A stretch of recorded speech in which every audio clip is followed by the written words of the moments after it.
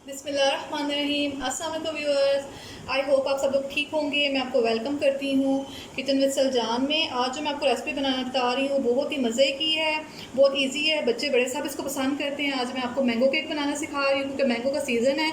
Mango से बहुत सारी डिफरेंट चीज़ें बनती हैं, लेकिन जो आज मैं आपको चीज़ बनाना बता रही हूँ मैंगो केक है। तो मैंगो के केक के लिए सबसे पहले जो मुझे इंग्रेडिएंट्स चाहिए वो आप लोग नोट डाउन कर लें। ये मैंने मैंगो लिया है, एक अदद मैंने फुल साइज़ मैंगो लिया। आप ये देख लें कि फुल साइज़ मैंगो है। अगर आपके पास फुल साइज़ मैंगो है तो आप एक लेंगे। अगर आपके पास इस तरह के छोटे मैंगो हैं तो आप 2 अदद छोटे मैंगो ले लेंगे।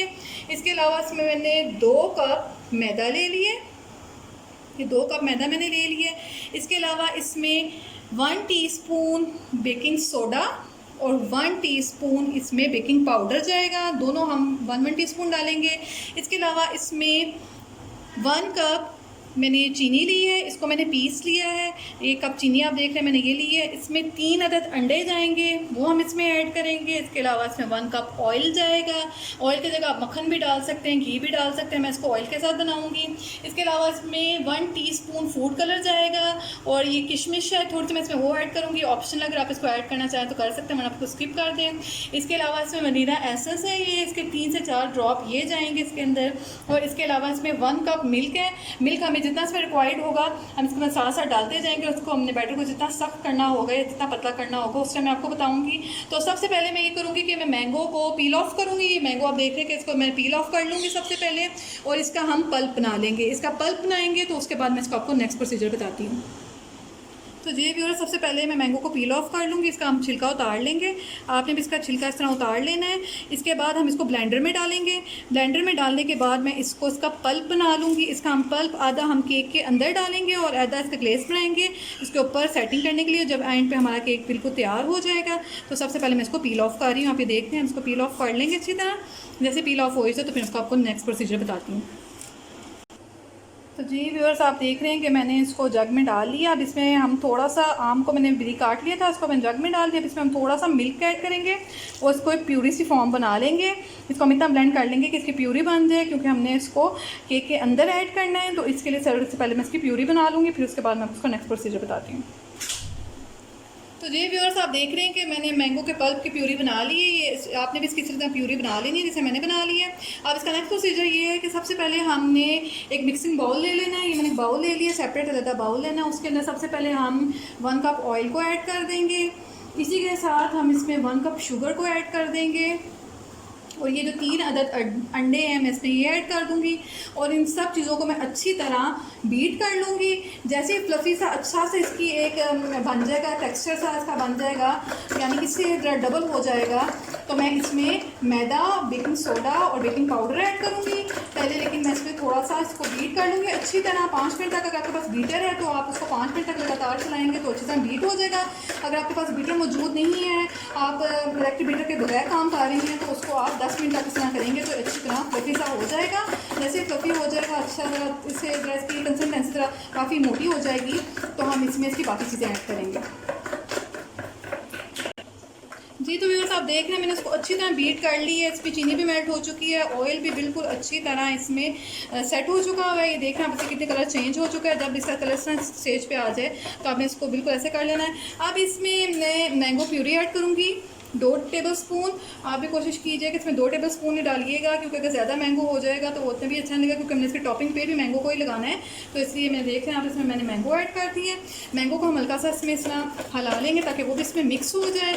इसके बाद मैं इसमें ये डालूंगी ज़रदा कलर, क्योंकि मुझे मैंगो का कलर इतना डार्क नहीं लग रहा, तो इसलिए मैं इसमें फूड कलर भी ऐड कर रही हूँ। वो 1 टीस्पून के पास इसमें हम ये कर देंगे कलर को ऐड, और इसको भी हम मिक्स कर लेंगे। तो जी व्यूअर्स, आप देखें कि मैं इसमें मैंगो कलर वो फूड कलर डाला था, तो उसकी वजह से देखें कि इसका मैंगो कलर कितना प्यारा हो गया। बिल्कुल ये वैसे लग रहा है कि जैसे मैंगो कलर। आप भी इसमें ऐड करना चाहें तो ऑप्शन, अगर नहीं करना चाहते तो स्किप कर लें। अब इसके बाद बिल्कुल अब हम इसमें लास्ट स्टेज में इसमें ये मैदे को ऐड करेंगे। मैदे को आपने श्योर कर लेना है, मेक श्योर करना है कि आपने इसको छान कर डालना है। और जैसे आप मैदे को ऐड कर देंगे तो आप इसको कोशिश करना है कि आप इसको जो भी आपने बाउल में जिसमें डालना है इसको पकने के लिए रख दें, क्योंकि अगर आप इसको छोड़ देंगे तो ये आपका बिल्कुल केक सही नहीं बनेगा। तो आप जैसे मैदा इसमें ऐड कर देंगे तो आप इसको कोशिश कीजिए कि इसको आप जल्द से जल्द बना लें और उसको आप पकने के लिए रख दें। یہ میرے پاس 2 کپ میدا تھا، میں نے اس میں یہ ایڈ کر دیا ہے۔ اس کے علاوہ میرے پاس اس میں نے آپ کو بتایا تھا بیکنگ سوڈا ½ ٹی اسپون ہے، اور بیکنگ پاؤڈر بھی میرے پاس ½ ٹی اسپون ہے، میں دونوں لے رہی ہوں۔ کیک کو بہت اچھا رائز کرتے ہیں۔ اس کو اب آپ نے کوشش کرنا ہے کہ آپ ایک ہی وے میں اس کو گھمائیں، یہ دیکھیں جس اینگل میں گھما رہی ہوں آپ نے بھی اس کو اسی اینگل میں گھمانا ہے۔ اس کو کوشش کریں کہ اگر آپ اس کو آگے پیچھے گھمائیں گے تو اس کے وہ کیک ایک دم سے آپ کا بیٹھ جائے گا، اچھا فلفی کیک نہیں بنے گا۔ اچھا میں نے آپ کو بتایا تھا کہ ہم اس میں دودھ بھی ایڈ کریں گے، آپ کو جتنا ریکوائرڈ ہوگا دودھ آپ اس میں ایڈ کرتے جائیں گے۔ آپ دیکھ رہے ہیں کہ یہ تھوڑا ٹھیک ہو گیا ہے۔ ابھی اس اسٹیج میں اس میں تھوڑا سا ساتھ دودھ ڈالتی جاؤں گی، اور ساتھ ہی ساتھ میں اس کو مکس کرتی جاؤں گی کہ میدا اور یہ چیزیں اس میں مکس ہو جائیں۔ اس کو ہم اچھی طرح مکس کر لیں گے۔ یہ میرے پاس تھوڑی سی کشمش موجود ہے، یہ آپشنل، اگر آپ اس کو ایڈ کرنا چاہیں تو کر لیں، ورنہ آپ اس کو اسکپ کر دیں۔ میں تھوڑی سی اس میں کشمش بھی ڈال دوں گی اس اسٹیج میں، اس کو ہم اچھی طرح مکس کر لیں گے۔ تو جی ویورز آپ دیکھ رہے ہیں کہ میں نے اس کو اچھی طرح گھما لی ہے۔ آپ یہ دیکھ رہے ہیں کہ اتنا ہے، اگر آپ کو اس میں دودھ کم لگے تو آپ اس میں تھوڑا سا دودھ اور بھی ایڈ کر سکتے ہیں، لیکن میں نے جتنا دودھ لیا تھا اس میں یہ آرام سے بالکل اس طرح یہ بالکل اسموتھ سا تیار ہو چکا ہے۔ اب ہمارا جو نیکسٹ اسٹیپ ہے، ہم نے اس کو اس کے کیک کے پین میں ڈالنا ہے۔ جو کیک کا ہمارا پین اس کے اندر ہم ڈالیں گے، اس کے لیے میں آپ کو بتاتی ہوں کہ ہم نے کیا کرنا ہے۔ تو جی ویورز آپ دیکھ رہے ہیں کہ میں نے یہ لے لیا ہے پین، جس پہ ہم نے اس کو بیک کرنا ہے۔ اس کے لیے سب سے پہلے ہم اس میں آئل لگا دیں گے، اچھی طرح اس کو گریس کر لیں گے آئل کے ساتھ گریس کرنے کے بعد میں اس بٹر پیپر نہیں لگا رہی ہوں، اس کو ہم ڈائریکٹلی اس پہ ایڈ کریں گے۔ جتنا بھی اس کا مکسچر ہے جو ہم نے بنا کے رکھا ہوا ہے، اس کو ہم سب سے پہلے اچھی طرح آئل لگا دیں گے۔ آپ دیکھ رہے ہیں کہ میں نے اس کو آئل لگا دی ہے۔ اب میں اس میں 1 ٹیبل اسپون کے قریب میدا ایڈ کروں گی۔ جو میدا ہوتا ہے وہ ہم اس میں ایڈ کر دیں گے، اور اس کی ہم ایک لیئر سی بنا لیں گے اس کے اوپر۔ یہ آپ دیکھیں، اس کو میں اس طرح کر لوں گی، اور اس کو جتنا اس کا ایکسیس ہوگا اس کے اوپر لگ جائے گا، اور یہ ہم اس کو اس طرح کر لیں گے، اور جتنا یہ ایکسیس ہو جائے گا وہ باہر آ جائے گا، اور یہ اس طرح لیئر بن جائے گی میدے کی۔ اس طرح ہمارا کیک جلے گا بھی نہیں، اور اس کا کلر لاسٹ میں بہت اچھا آئے گا۔ تو اس کا جتنا ایکسٹرا ہوگا میں اس کو نکال لوں گی۔ آپ دیکھ رہے ہیں کہ ایکسٹرا سے بچ گیا، میں نکال لوں گی، اور باقی کے جتنا لگنا تھا اس کے پیندے پہ لگ چکے ہیں۔ اب اس کو میں نکال کے اس کا بیٹر ڈالوں گی۔ جی تو ویورز آپ دیکھ رہے ہیں کہ ہم نے بالکل اس میدے کے ساتھ آئل کے ساتھ کر لیا تھا۔ تو اب اس کے بعد میں اس میں اس کا جو بیٹر ہے ہم وہ ایڈ کر دیں گے۔ یہ سارا بیٹر میں اس میں ڈال دوں گی۔ یہ میں آپ کو وداؤٹ اوون سکھا رہی ہوں، یہ بہت زیادہ مزے کا بنتا ہے، اور پتیلے میں بنانا سکھا رہی ہوں۔ آپ کسی بھی آم کا جو بھی آپ کے پاس آم موجود ہے آپ اس کے ساتھ اس کو اچھی طرح بنا سکتے ہیں۔ یہ آپ دیکھ رہے ہیں کہ میں اس میں ایڈ کر رہی ہوں۔ اس کے بعد میں اس کو پکنے کے لیے رکھ دوں گی۔ تو جی ویورز آپ دیکھ رہے ہیں کہ میں نے سارا مکس اس میں ڈال لی ہے۔ اب اس کو ہم 2-3 دفعہ اس طرح ٹیپ کر لیں گے تاکہ ہمارا کیک بالکل ایون طرح سے سیٹ ہو جائے، سب جگہ اسپریڈ ہو جائے اور سیٹ بھی ہو جائے۔ اب میں اس کو پکنے کے لیے رکھ دوں گی، کیونکہ میں نے آپ کو بتایا تھا کہ میں وداؤٹ اوون سکھا رہی ہوں آپ کو، تو میں آپ کو بتاتی ہوں کہ ہم نے اوپر پتیلا رکھ دیا، تو اس کے بعد کیا نیکسٹ پروسیجر ہے۔ تو جی ویورز میں آپ کو جیسے بتا رہی تھی کہ ہم اس کو وداؤٹ اوون بنا رہے ہیں، تو میں نے اس کے لیے سب سے پہلے ایک میرے پاس موجود ہے برتن، یہ کڑھائی ہے، آپ کے پاس دیچ کا ہے، دیچ کی جس میں بھی آپ رکھنا چاہیں اس پر رکھ سکتے ہیں۔ اس میں اس کو کیک کو رکھ دوں گی۔ تو میں نے پری ہیٹ کر لیا تھا، پہلے 5 منٹ پہلے پری ہیٹ کر لیا تھا۔ اب اس کو کور اپ کر کے رکھ دوں گی 30 منٹ کے لیے۔ 30 منٹ کے بعد میں اس کو چیک کروں گی، یہ پک جائے گا تو ٹھیک ہے، نہیں تو اس کو 45 منٹ لگتے ہیں پکنے کے لیے۔ آپ اس کو بیچ میں چیک کرتے رہنا ہے۔ تو اب اس کو میں 45 منٹ کے لیے ہلکی آنچ پر پکنے کے لیے رکھ دوں گی۔ آپ دیکھ رہے ہیں کہ میں اس کو پکنے کے لیے رکھ دیا۔ تو جی ویورز ہم نے کیک کو بننے کے لیے رکھ دیا ہے۔ کیک ہمارا تیار ہوا ہے، تب تک میں آپ کو بتاتی ہوں میں گلیس اس کا کس طرح تیار کرنا ہے۔ اس کے لیے سب سے پہلے جو ہم نے مینگو کی پیوری سی بنا لی تھی وہ 1 کپ ہے میرے پاس، میں اس میں یہ ایڈ کر دوں گی۔ اس کے بعد ہم اس میں 1 کپ شوگر ہے وہ ایڈ کریں گے اس کے اندر، اور اس کو تقریباً ہم 5 منٹ کے لیے پکنے کے لیے رکھ دیں گے۔ 5 منٹ تک میں نے اس کو پکانا ہے۔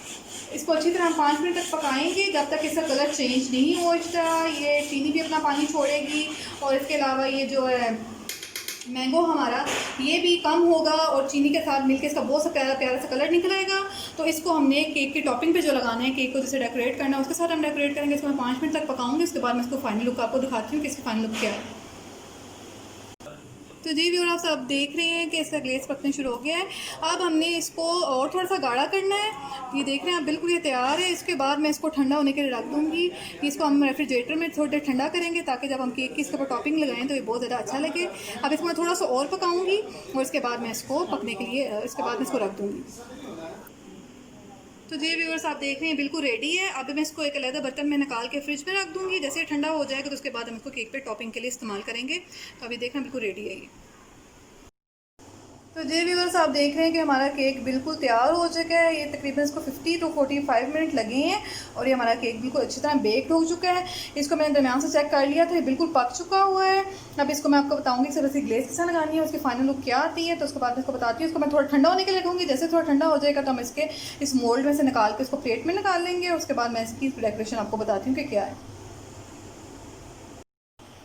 تو جی ویورس, جیسے میں نے آپ کو بتایا تھا کہ میں اس کو ڈش آؤٹ کر لوں گی. میں نے اس کو ایک وائٹ پلیٹر میں نکال لی ہے. اب اس کے اوپر ہم اس کا مینگو کا گلیز لگائیں گے اور اس کو میں اس کے ساتھ فولڈ کروں گی. اس کو اس طرح آپ دیکھ رہے ہیں کہ آپ اس کو اس کے ساتھ اس طرح آرام سے فولڈ کرتے جائیں گے اور اس کے اوپر اس کو لگاتے جائیں گے.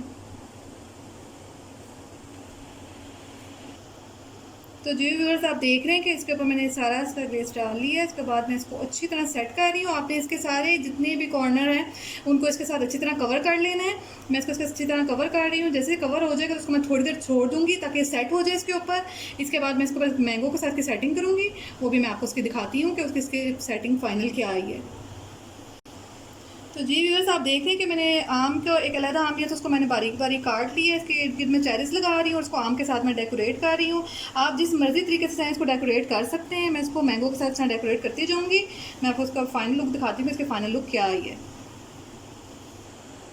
تو جی ویورس, دیکھ رہے ہیں آپ کہ ہمارا مینگو کیک بالکل تیار ہے. اس کی فائنل لک آ چکی ہے. میں نے اس کو بہت آپ کو آسان طریقے سے کر کے بتایا, وداؤٹ اوون بتایا. یہ بہت ایزی ہے. آپ اس کی جس مرضی طریقے سے ڈیکوریشن کرنا چاہتے ہیں کر لیں. میں نے اس کو چیریز کے ساتھ اور مینگو کے ساتھ ہی اس کو میں نے ڈیکوریٹ کیا ہے.